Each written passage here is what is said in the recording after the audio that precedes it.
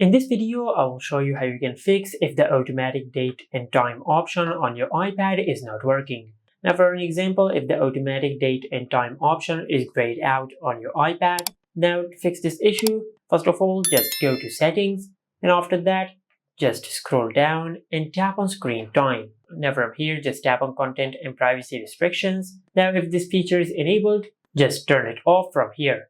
Now it might ask you to enter the password of the parental controls, so you will need the password of the parental controls to disable this feature. But after you turn it off, then in the main settings page, just tap on privacy and security and tap on location services. Now from here, just disable location services on your iPad.